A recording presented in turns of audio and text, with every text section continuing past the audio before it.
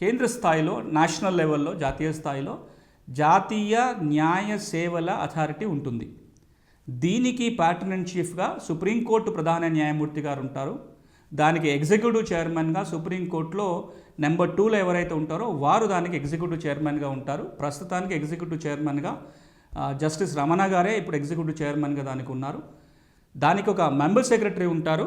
జిల్లా జడ్జి హోదాలో ఉన్న వ్యక్తిని దానికి మెంబర్ సెక్రటరీగా నియమించడం జరుగుతుంది. ఇది కేంద్ర స్థాయిలో ఉండే నేషనల్ లీగల్ సర్వీసెస్ అథారిటీ.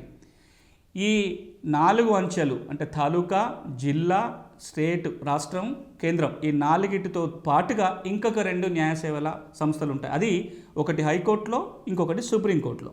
హైకోర్టులో వెళ్ళాల్సిన వాళ్ళకి, హైకోర్టు కేసులు ఉన్న వాళ్ళకి, లేదా హైకోర్టులో సహాయం కావాల్సిన వాళ్ళకి ఇలాంటి సేవలు అందించడానికి హైకోర్టు లీగల్ ఎయిడ్ కమిటీ అని ఉంటుంది. అది హైదరాబాదులో మన హైకోర్టు కాంపౌండ్లోనే ఒక ఆఫీస్ ఉంది, హైకోర్టు లీగల్ ఎయిడ్ కమిటీ. అదేవిధంగా సుప్రీంకోర్టులో ఒక సుప్రీంకోర్టు లీగల్ ఎయిడ్ కమిటీ ఉంటుంది.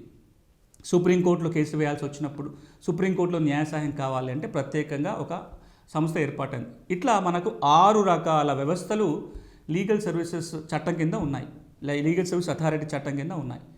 ఈ అథారిటీస్ ఏవైతే ఉన్నాయో, ఈ 6 రకాల న్యాయ సేవల అథారిటీస్ ఏవైతే ఉన్నాయో వీరు ఉచిత న్యాయ సేవలు అందించాలి, న్యాయ సలహాలు అందించాలి ఉచితంగా, ఆల్టర్నేట్ డిస్ప్యూట్ రెజల్యూషన్ ద్వారా వివాద పరిష్కారాలు చేయాలి. ఈ 3 లక్ష్యాలు నెరవేర్చడం కోసమే ఈ అథారిటీలను ఏర్పాటు చేశారు.